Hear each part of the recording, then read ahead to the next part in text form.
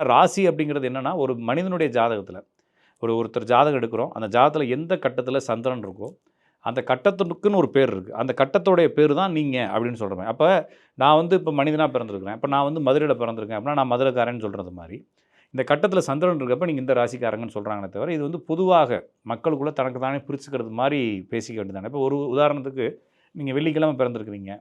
வெள்ளிக்கிழமை பிறந்தவங்களுக்குலாம் ஒரு பலன் சொன்னா எப்படி இருக்கும்? சரிங்களா? அது மாரி இந்த சந்திரன் இந்த ராசியில இருந்தா இப்படி பலன்றப்போ, பொது பலன் தான் அது. இப்ப வெள்ளிக்கிழமை பிறந்தவன் பூரா ஒருத்தன் நல்லவனாவே இருக்கணும்னு அவசியம் இல்ல. இல்லைங்களா? அப்ப பொதுவா ராசிய வச்சு பலன் சொல்றது, பிறந்த கிழமைய வச்சு பலன் சொல்றது, அப்புறம் நட்சத்திரத்த வச்சு பலன் சொல்றது. இது எல்லாமே பொதுவான பலன்களாக இருக்கும். இது வந்து ஏத்துக்கவே முடியாது. அ அது சரியாவும் இருக்காது.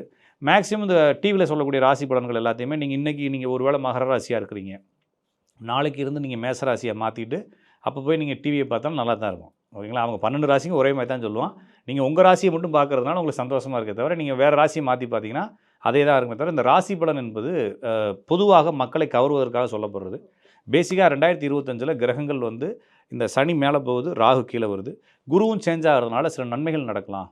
அப்படிங்கிறத பார்க்க முடியுதே தவிர, பொதுவாக இந்த நான் சொல்லாத 6 ராசிகள்ல கிரகங்கள் இருந்தா அதில கொஞ்சம் நெகட்டிவ் விஷயங்கள் நடக்கும். அதில கொஞ்சம் கவனமா இருக்கணும்.